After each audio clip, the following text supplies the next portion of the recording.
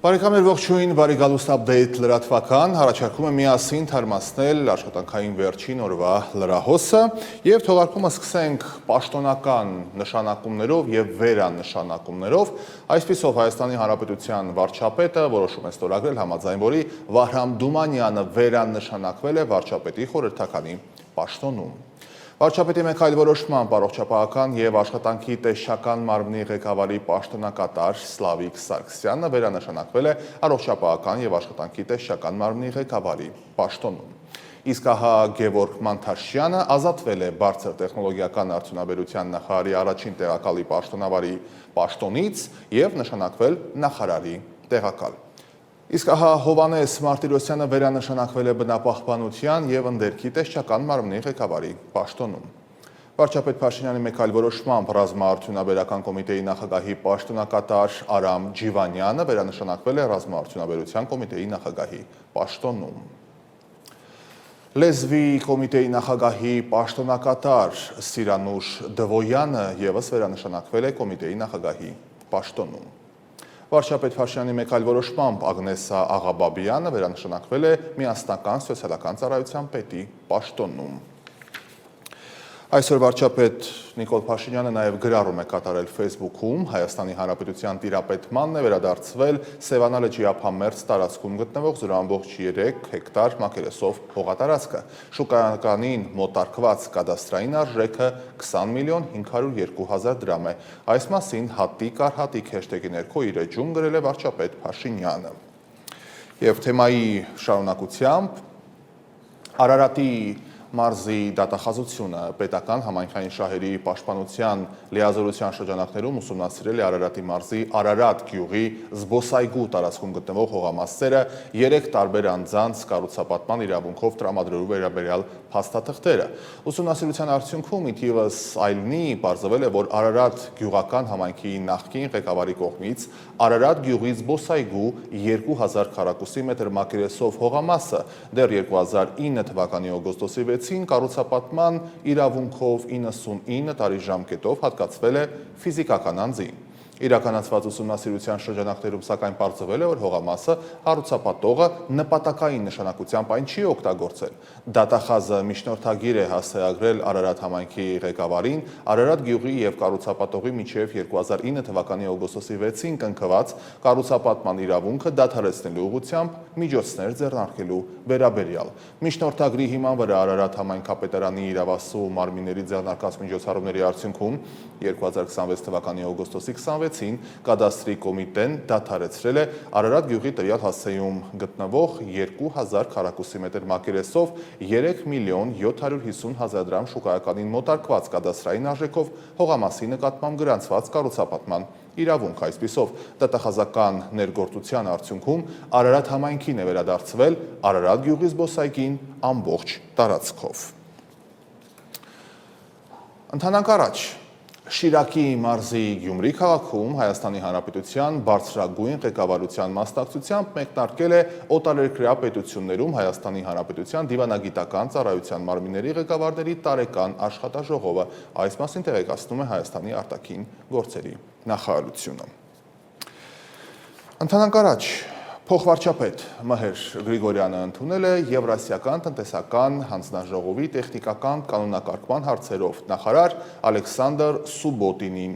Հանդիպման ընթացքում քննարկվել են ԵԱՏՄ շրջանակներում տեխնիկական կանոնակարգման, ստանդարտացման և համապատասխանության գնահատման ոլորտներում համագործակցության առնչվող հարցերը, ինչպես նաև առկա տեխնիկական խոչընդոտների վերաբերյալ այդ ուղղությամբ իրականացվող աշխատանքները։ Հանդիպման ընթացքում մտքեր են փոխանակվել նաև ոլորտում առկա խնդիրների և դրանց լուծման հնարավորության շուրջ, ինչպես նաև նախանշվել է հետագա համագործակցության ուղղությունը։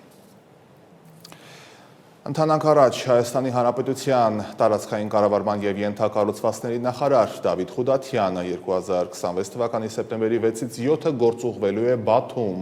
մասնակցելու Վրաստանի միջազգային ծովային ֆորումին։ Երևանի քրեական ոստիկանները բացահայտել են խուլիգանության և ֆիզիկական ներգործության դեպքը, 2 անձ ձերբակալվել է, տեսանյութը ներկայացնում է ոստիկանությունը։ Քրեական ոստիկանության Երևան քաղաքի վարչության մարդու դեմ ուղղված հանցագործությունների դեմ պայքարի բաժնի ծառայողները ստացել էին օպերատիվ տեղեկություն, որ օգոստոսի 19-ին ժամը 23:30-ի սահմաններում մայրաքաղաքի Երևան-Քոչարի փողոցում վարորդների միջև տեղի է ունեցել միջադեպ։ Ըստ տեղեկության Մերսեդեսի վարորդը ձայնային ազդանշան տալու չնչին առիթով, խախտելով երթևեկության կանոնները, վազանց է կատարել ու մեքենայով փակել Kia Magnish-ի մի մեքենայի ճանապարհը։ Այնուհետև բացահայտ անհարգալից վերաբերմունք դրսևորելով հասարակության նկատմամբ Մերսեդեսի վարորդն ու նրա ուղևորը բռնություն գործադրելով մեքենայից դուրս են բերել Կիայի վարորդին, հնչեցրել հայհոյանքներ, հասցրել հարվածներ։ Կենտրոն եւ Նորք վարչական շրջանների քննչական բաժնում նախաձեռնվել է քրեական վարույթ, քրեական ոստիկանների միջոցառումների արդյունքում հայտնաբերվել են Ավանի Թամրուչի փողոցի բնակիչ Մերսեդեսի 30-ամյա վարորդն ու Երևան-Քոչարի փողոցի բնակիչ 25-ամյա ուղևորը։ Ձերբակալվել ու տեղափոխվել են բաժին։ Մերսեդեսը տեղափոխվել է պահպանվող հատուկ տարածք։ Ձերբակալվածների նկատմամբ հարուցվել է հանրային քրեական հետապնդում։ Շարունակում ենք թողարկումը եւ այս դեպքերից հետո ճիշտ կլինի խոսել կրթության մասին։ Հայաստանի կրթության, գիտության, մշակույթի եւ սպորտի նախարար Ժաննա Անդրեասյանը այսօր ասուլիս էր հրավիրել եւ հայտարարում էր, որ ինչպես նախորդ 2 տարիներին, այս ուսումնական տարին եւս ունենալու է խորագիր։ Այս տարին հայտարարվում է ընթերցանության տարի։ Նրա խոսքով տարին կմեկնարկի գրքի միջազգային 9-րդ փառատոնի շրջանակներում 2026 թվականի սեպտեմբերի 4-ին, նաև նախատեսվում է փառատոնի շրջանակներում ունենալ առանձին քննարկումներ, ինչպես խթանել ընթերցանությունը թեմայով։ Թեմայի շարունակությամբ միջպետական եւ միջազգային բուհեր ընդունված Հայաստանի Հանրապետության քաղաքացիների թիվը այս տարի 2022-ի համեմատ աճել է մոտ 60%-ով, ավելի հստակ 59.9%-ով։ ԿԳՄՍ նախարար Ժաննա Անդրեասյանի խոսքով, եթե 2022 թվականին այդ բուհեր ընդունվել է 1919 քաղաքացի, ապա 2026 թվականին արդեն 3011-ը։ Միևնույն ժամանակ աճել է նաև արտերկիր կրթության մեկնողների թիվը։ Եթե 2022 թվականին ստացվել է տարվա ընթացքում արտերկիր մեկնած քաղաքացիների թիվը 131, ապա այս տարի այն արդեն 231-ն է։ Նախարարը նշել է նաև, որ միասնական քննությունների արդյունքում հանրային եւ մասնավոր բուհեր ընդունվել է 10.932 քաղաքացի, շրջանավարտների 49.23%-ը։ Ընդհանուր առմամբ հաշվի առնելով նաև արտերկրի, միջպետական եւ միջազգային բուհերը, այս տարի շրջանավարտների 64.5%-ը ընդունվել են բուհեր։ Իհարկե խոսվեց նաև շատերիս քաչ ծանոթ դեռ մեր աշակերտական տարիներից հայտնի գրքերի գումարի, վարձավճարների մասին։ Նախարարը տեղեկացնում է, որ ծնողներին սոցիալական կրեդիտի համակարգով վերադարձվելու է 3000 դրամը դպրոցական դասագրքերի համար։ Ուզում եմ հիշեցնել, որ եկամուտների համընդհանուր հայտարարագրման տրամաբանության մեջ դասագրքերի դիմաց գիտեք, որ վերադարձվում է 3000 դրամ սոցիալական կրեդիտի տրամաբանությամբ։ Սրա շահառու են մեր ավելի քան 300,000 երեխաների ծնողներ եւ այս մոտեցմամբ է, որ մենք կարողացել ենք ըստ էության 5-ից 6-րդ դասարաններում, ինչու եմ ասում 5-ից 6-րդ, որտեղ գիտեք, որ տարրական դասարանների դասագրքերը ամբողջությամբ տրամադրվում են պետության կողմից, առանց ծնողների կողմից որևէ վարձավճարի, բայց այս սոցիալական կրեդիտի քաղաքականությունը բերել է նրան, որ ըստ էության 5-րդ եւ 6-րդ դասարաններում սոցիալական կրեդիտի չափը համադրելի է վարձավճարի հետ եւ կարելի է ասել, որ ըստ էության դասագրքերի վարձավճարը զրոյանում է եւ սա էլ պետք է հիշեցնեմ հետևանք է նրա, որ մենք դասագրքերի ոլորտում մեր մրցակցային քաղաքականության եւ կարգերի փոփոխության արդյունքում նաեւ դասագրքերի արժեքի նվազում ենք ունեցել միջինում 26%-ով, իսկ մյուս բոլոր դասարաններում դասագրքերի վարձավճարները նվազում են ավելի քան 66%-ով եւ քանի որ ուսումնական տարին նոր է սկսվում եւ մեր ծնողները հիմա կանգնելու են այս հարցի առաջ, ուրեմն ես ուզում եմ սա եւս մեկ անգամ օգտագործելով առիթը հիշեցնել, իրազեկել, որպեսզի նրանք նաեւ չմոռանան մասնակցել համընդհանուր եկամուտների հայտարարագրման համակարգին եւ դրա միջոցով նաեւ հետ ստանալ դասագրքերի վարձավճարների այն գումարները, որոնք գալու են նաեւ աջակցելու իրենց երեխաների կրթությանը։ Եվ աստիճանաբար մոտենալով միջազգային լրահոսին, Ռուսաստանի արտգործնախարար Սերգեյ Լավրովը անդրադարձել է Հայաստանում նախկին իշխանությունների ներկայացուցիչների նկատմամբ հարուցված քրեական գործերին, մասնավորապես երկրորդ նախագահ Ռոբերտ Քոչարյանի եւ նրա որդու կալանավորմանը։ Լրագրողի հարցին ի պատասխան Լավրովը նշել է նաեւ Սերժ Սարգսյանին առաջադրված մեղադրանքը այդ գործընթացները կապելով Հայաստանի գործող իշխանության քաղաքականության հետ։ Ռուսաստանի Դաշնության արտաքին գործերի նախարարը խոսել է նաև Հայաստանի եւ Ռուսաստանի դարավոր կապերի մասին, ընդգծելով, որ իր գնահատմամբ երկու ժողովուրդների շահերը պատմականորեն սերտորեն փոխկապակցված են եղել։ Լավրովը սակայն անդրադարձել է մեկ այլնի Մոսկվայի համար զգայուն թեմայի՝ Հայաստանի Եվրոմիությանն անդամակցելու նպատակներին։ Նա քննադատել է Երևանի իշխանությունների դիրքորոշումները, պնդելով, որ Եվրոմիությունը եւ ԵԱՏՄ երկու անդամակցությունը միաժամանակ անհնար է։ Ռուսաստանի արտգործնախարարը հարց է բարձրացրել նաեւ հնարավոր հանրաքվեի ժամկետների վերաբերյալ եւ նշել, որ Հայաստանի իշխանությունների դիրքորոշումը իր գնահատմամբ վկայում է հայ ընտրողի նկատմամբ ոչ լիարժեք վստահության մասին։ Միևնույն ժամանակ Լավրովը շեշտել է Հայաստանի եւ ԵԱՏՄ-ի տնտեսական կապերը, որպես իր խոսքի հիմնավորում նշելով վերջին տարիների առևտրաշրջանառության ծավալները։ Այսպիսով Լավրովի հայտարարության մեջ մեկտեղվում են Հայաստանի ներքաղաքական գործընթացների վերաբերյալ Մոսկվայի գնահատականներն ու Երևանի եվրոպական ուղղության նկատմամբ Ռուսաստանի ակնհայտ դժգոհությունները։ Եվ այս ծավալուն հարցազրույցի շրջանակներում Սերգեյ Լավրովը անդրադարձել է նաև հարավկովկասյան երկաթուղու շուրջ Հայաստանի եւ Ռուսաստանի միջև առկա տարաձայնություններին։ Լավրովը հայտարարել է, որ հայկական կողմի հրապարակային հայտարարությունները երկաթուղու կոնցեսիոն կառավարման վերաբերյալ հույզեր են առաջացնում։ Դա իր մեջբերումն էր, իր խոսքի մեջբերումը, նրա խոսքով նման հարցերը պետք է քննարկվեն գործընկերային միջավայրում, այլ ոչ թե դրվեն հանրային քննարկման, ինչպես արեց Հանրապետության վարչապետը։ Ռուսաստանի Դաշնության արտաքին գործերի նախարարը նաև անդրադարձել է Հայաստանի, Ռուսաստանից հարավկովկասյան երկաթուղու կոնցեսիայի շրջանակներում շուրջ 2 միլիարդ դոլարի պահանջին եւ զարմանք է հայտնել վարչապետ Փաշինյանի այն հայտարարության կապակցությամբ, թե երկաթուղին պատկանում է Հայաստանին։ Հարավկովկասյան երկաթուղին ռուսական երկաթուղիներ ընկերության կառավարման ներքո է 2008 թվականից 30 տարի ժամկետով։ Վարչապետ Փաշինյանը վերջին շրջանում հայտարարում է, որ ռուսական կոնցեսիոն կառավարման պայմաններում Հայաստանը կարող է կորցնել միջազգային երթուղային ցանցին ինտեգրվելու հնարավորությունը։ Նա առաջարկել է կոնցեսիայի կառավարման իրավունքը փոխանցել Հայաստանի եւ Ռուսաստանի համար ընդունելի երրորդ երկրի։ Դե ինչ հերթը միջազգային լրահոսինն է, որը կներկայացնենք տեսաշարով։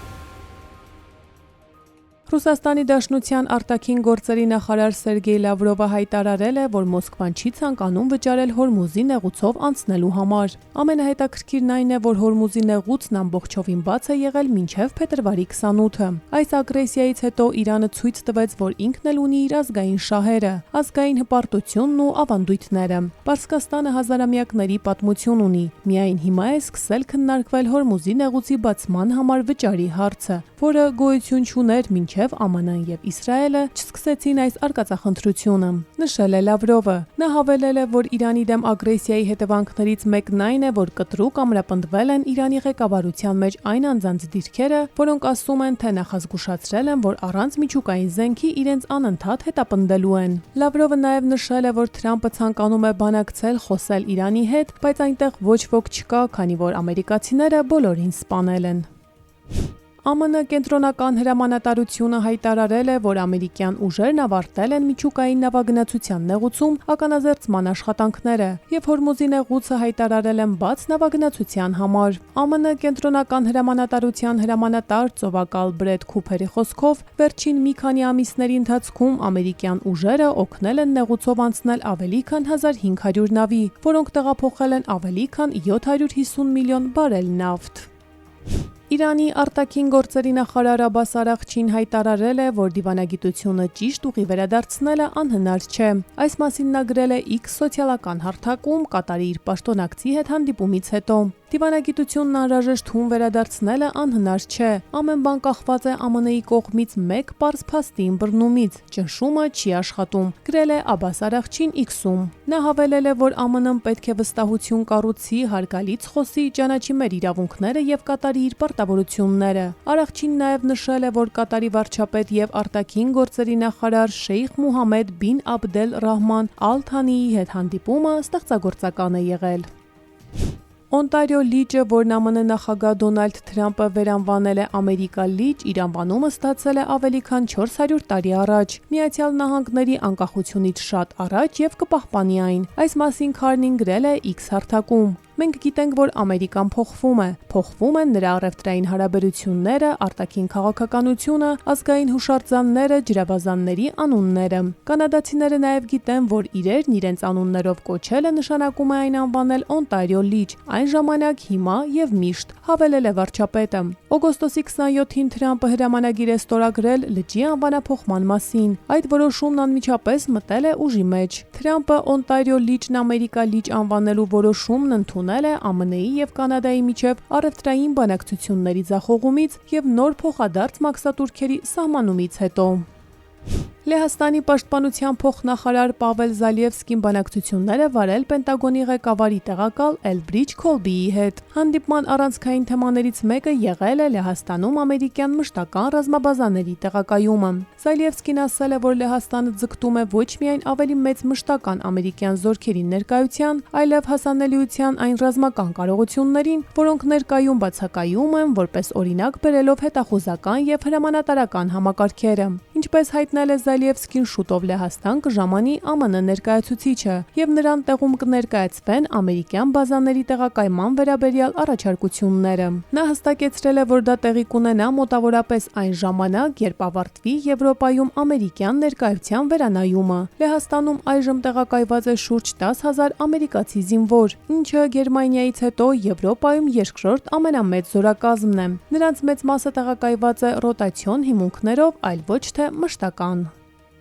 Թուրքիայի նախագահ Ռեջեփ Թայիպ Էրդողանը հեռախոսազրույց է անցկացրել Ղազախստանի նախագահ Կասիմ Ժոմարտ Տոկաևի հետ։ Զրույցի ընթացքում Էրդողանը եւ Տոկաևը քննարկել են Թուրքիայի եւ Ղազախստանի երկկողմ հարաբերությունների, ինչպես նաեւ տարածաշրջանային զարգացումների հետ կապված հարցեր։ Թուրքիայի նախագահը շնորհավորել է Տոկաևին օգոստոսի 23-ին Ղազախստանում կայացած Կուրուլթայի ընտրությունների կապակցությամբ։ Էրդողանի գնահատմամբ ընտրողների բարձր մասնակցությունը վկայում է երկրում իրականացվող բարեփոխումներին բնակչության աջակցության մասին։ Էրդողանը ընդգծել է, որ Անկարան կշարունակի ջանքեր գործադրել Ղազախստանի հետ երկկողմ հարաբերությունների հետագա զարգացման ուղղությամբ։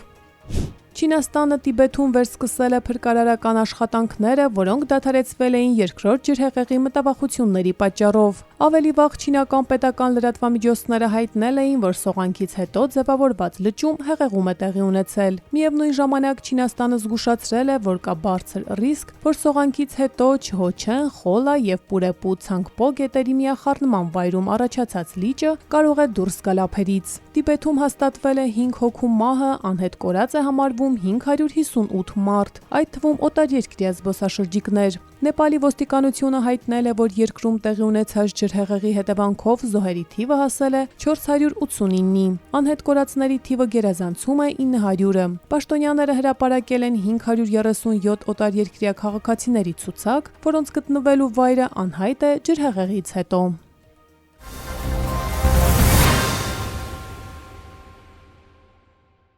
Շարունակում ենք թողարկումը։ Հայաստանի Հանրապետության վարչապետի տիկին Աննա Հակոբյանը ընտանեկան բռնության թեմայով շարունակական տեսաշարի նոր անոնսում անդրադառնում է հայ կնոջ պատմական դերին, հեղինակության եւ հասարակության ազդեցությանը։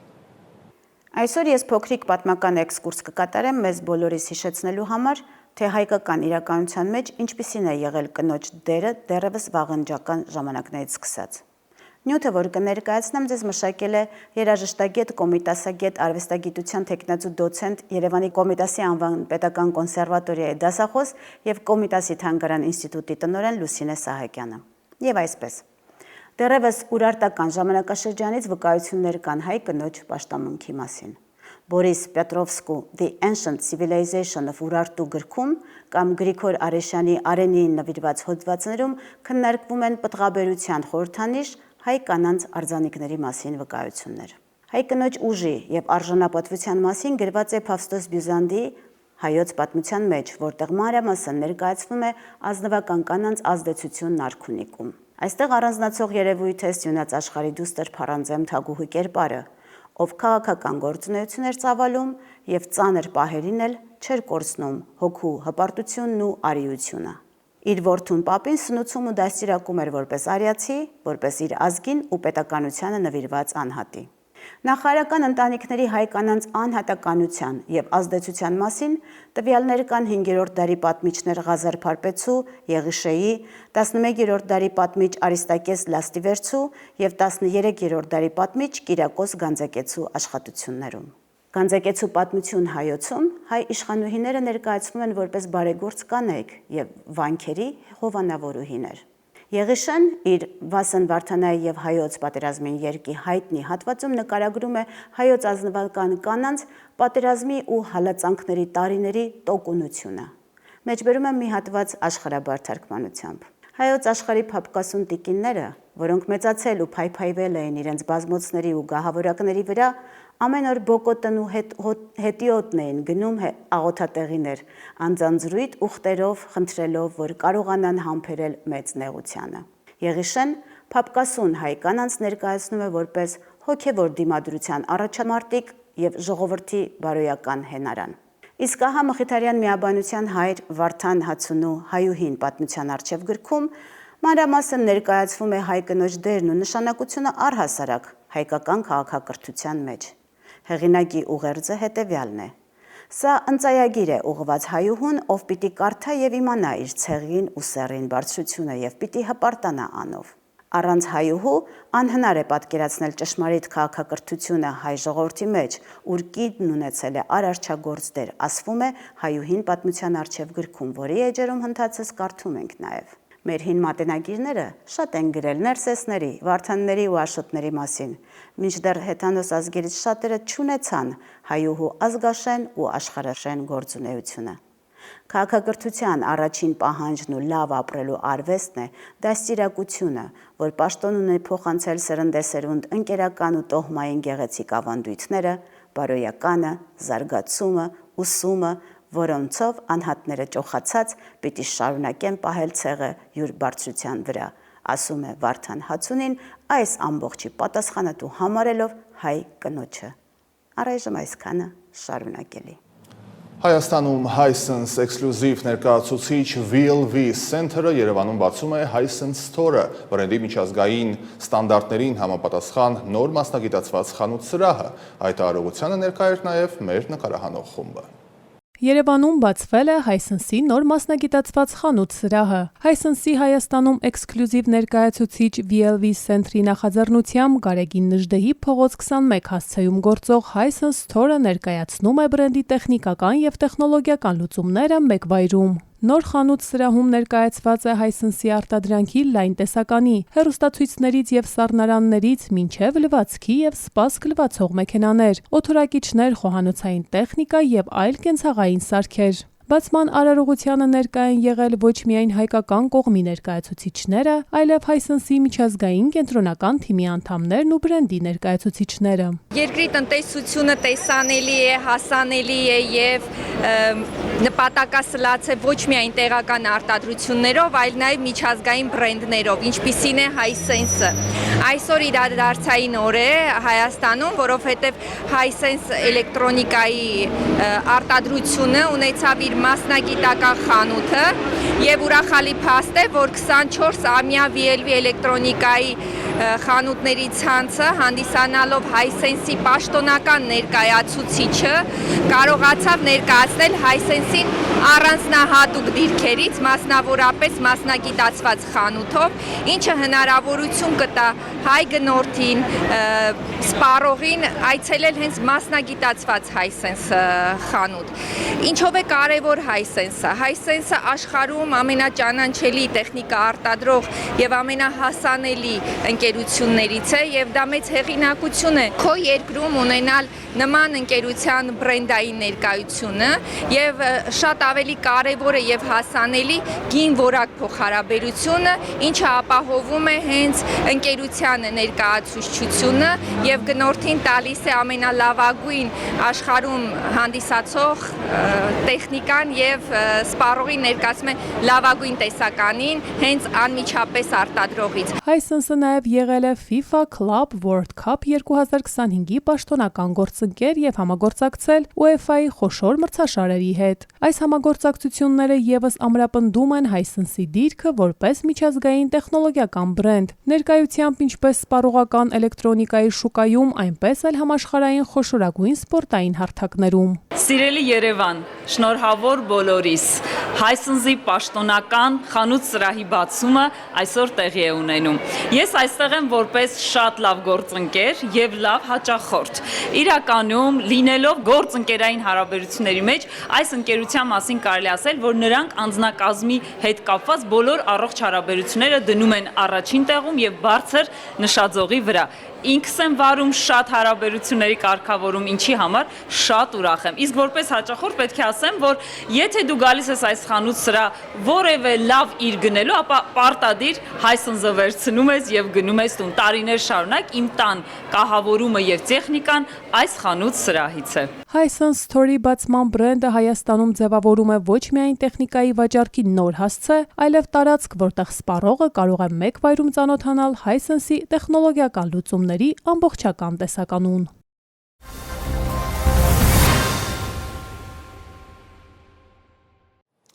Եվ վերջում եղանակի մասին, Հայաստանի շրջաների մեծ մասում օգոստոսի 29-ի գիշերը եւ օրվա երկրորդ կեսին սպասվում են կարճատև անձրևներ եւ ամպրոպ, տեղ-տեղ տեղումները լինելու են բավականին ինտենսիվ, հնարավոր է նաեւ կարկուտ։ Օդի ջերմաստիճանը աստիճանաբար նվազելու է, ցերեկային ժամերին այն զգալի է լինելու։ Երևանում գիշերը եւ օրվա երկրորդ կեսին սպասվում է կարճատև անձրև եւ ամպրոպ։ Առաջիկա գիշերը մայրաքաղաքում լինելու է +17-ից 19, վաղը ցերեկը 29-ից 31 աստիճան տաքություն։ Դե ինչ հարգելի բարեկամներ, շնորհակալություն ուշադրության համար, այս եթերաժամի համար այսքանը, ձեզ մաղթում եմ հաճելի հանգստյան օրեր, կհանդիպենք։